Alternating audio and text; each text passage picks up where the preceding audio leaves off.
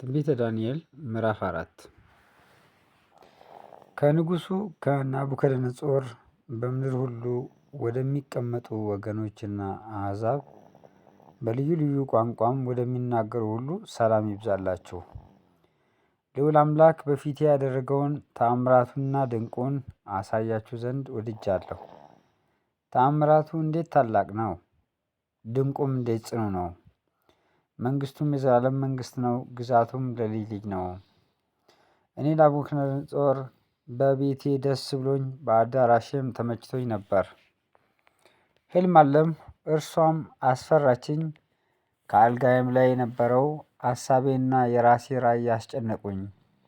ስለዚህ የሕልሙን ፍቺ እንዲያስታውቁኝ የባቢሎን ጠቢባን ሁሉ ወደ እኔ ይገቡ ዘንድ አዘዙ። የዚያን ጊዜም የሕልም ተርጓሚዎቹና አስማተኞቹ ከለዳውያኑና ቃላተኞቹ ገቡ።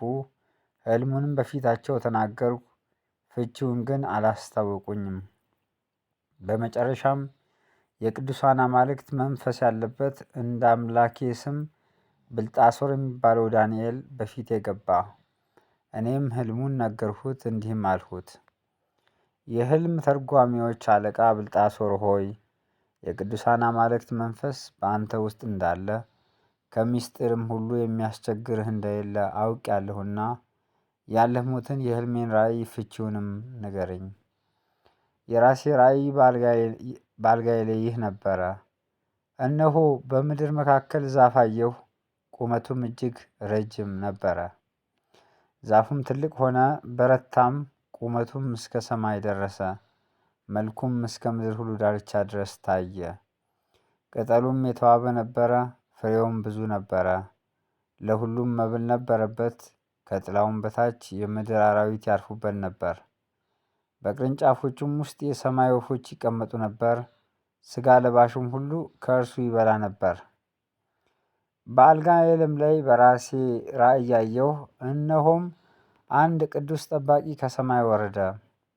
በታላቅ ድምፅም እየጮኸ እንዲህ አለ፦ ዛፉን ቁረጡ፣ ቅርንጫፎቹንም ጨፍጭፉ፣ ቅጠሎቹንም አራግፉ፣ ፍሬውንም በትኑ።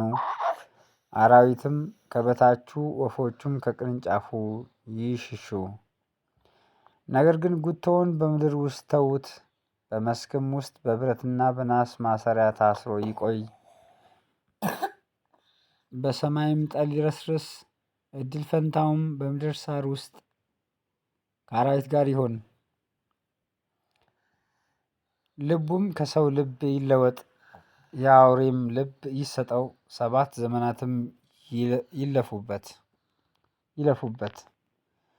ልዑሉ በሰዎች መንግስት ላይ እንዲሰለጥን ለወደደውም እንዲሰጠው፣ ከሰውም የተዋረደውን እንዲሾምበት ሕያዋን ያውቁ ዘንድ ይህ ነገር የጠባቂዎች ትእዛዝ፣ ይህም ፍርድ የቅዱሳን ቃል ነው። እኔ ንጉሡ ናቡከደነፆር ይህን ሕልም አልሜአለሁ። አንተም ብልጣሶር ፍቺውን አስታውቀኝ። የመንግስቴ ጠቢባን ሁሉ ፍቺውን ያስታውቁኝ ዘንድ አይችሉምና፣ ነገር ግን የቅዱሳን አማልክት መንፈስ በአንተ ውስጥ አለና አንተ ትችላለህ። የዚያን ጊዜ ብልጣሶር የተባለው ዳንኤል 1 ሰዓት ያህል አሰበ፣ ልቡም ታወከ። ንጉሡም መልሶ ብልጣሶር ሆይ፣ ሕልሙና ፍቺው አያስቸግርህ አለው። ብልጣሶርም መልሶ አለ፦ ጌታዬ ሆይ፣ ሕልሙ ለሚጠሉህ ፍቺውም ለጠላቶችህ ይሁን። ትልቅ የነበረው የበረታውም ቁመቱም እስከ ሰማይ የደረሰው መልኩም እስከ ምድር ሁሉ ድረስ የታየው ቅጠሉም አምሮ የነበረው ፍሬውም የበዛው ለሁሉም መብል የነበረበት በበታቹም የምድር አራዊት የተቀመጡ በቅርንጫፎቹም የሰማይ ወፎች ያደሩበት ያየኸው ዛፍ ንጉሥ ሆይ፣ እርሱ ታላቅና ብርቱ የሆንህ አንተ ነህ። ታላቅነትህ በዝቶአል፣ እስከ ሰማይም ደርሶአል፣ ግዛትም እስከ ምድር ዳርቻ ድረስ ነው። ንጉሡም ከሰማይ የወረደውንና ዛፉን ቁረጡ አጥፉትም፣ ነገር ግን ጉቶውን በምድር ውስጥ ተዉት፣ በብረትና በናስ ማሰሪያ ታስሮ በመስክ ውስጥ ይቆይ፣ በሰማይም ጠል ይረስርስ፣ 7 ዘመናትም እስኪያልፉበት ድረስ እድል ፈንታው ከምድር አራዊት ጋር ይሁን ያለውን ቅዱስ ጠባቂ ማየቱ ንጉሥ ሆይ ፍቺው ይህ ነው። በጌታዬ በንጉሥ ላይ የወረደው የልዑሉ ትእዛዝ ነው። ልዑልም በሰዎች መንግስት ላይ እንዲሰለጥን ለሚወደውም እንዲሰጠው እስክታውቅ ድረስ ከሰዎች ተለይተህ ትሰደዳለህ። መኖሪያህም ከምድር አራዊት ጋር ይሆናል። እንደ በሬም ሳር ትበላ ዘንድ ትገደዳለህ። በሰማይም ጠል ትረሰርሳለህ። 7 ዘመናትም ያልፉብሃል። የዛፉንም ጉቶ ይተዉት ዘንድ ማዘዙ ስልጣን ከሰማያት እንደሆነ ካወቅ በኋላ መንግስት ይቆይልሃል። ንጉሥ ሆይ ስለዚህ ምናልባት የደህንነትህ ዘመን ይረዝም እንደሆነ ምክሬ ደስ ያሰኘ ኃጢአትህንም በጽድቅ በደልህንም ለድሆች በመመጽወት አስቀር። ይህ ሁሉ በንጉሡ በናቡከደነፆር ላይ ደረሰ። ከ12 ወር በኋላ በባቢሎን ቤተ መንግስት ሰገነት ላይ ይመላለስ ነበር። ንጉሡም ይህች እኔ በጉልበቴ ብርታት ለግርማዬ ክብር የመንግስት መኖሪያ እንድትሆን ያሰራኋት ታላቂቱ ባቢሎን አይደለችምን ብሎ ተናገረ። ቃሉም ገና በንጉሡ አፍ ሳለ ድምፅ ከሰማይ ወደቀና ንጉሥ ናቡከደነፆር ሆይ መንግስት ካንተ ዘንድ አለፈች ተብሎ ለአንተ ተነግሯል። ልዑሉም በሰዎች መንግስት ላይ እንዲሰለጥን ለሚወደውም እንዲሰጠው እስክታውቅ ድረስ ከሰዎች ተለይተህ ትሰደዳለህ። መኖሪያህም ከምድር አራዊት ጋር ይሆናል። እንደ በሬም ሳር ትበላ ዘንድ ትገደዳለህ። 7 ዘመናትም ያልፉብሃል አለው። በዚያም ሰዓት ነገሩ በናቡከደነፆር ላይ ደረሰ። ጠጉሩም እንደ ንስር ጥፍሩም እንደ ወፎች እስኪረዝም ድረስ ከሰዎች ተለይቶ ተሰደደ። እንደ በሬም ሳር በላ።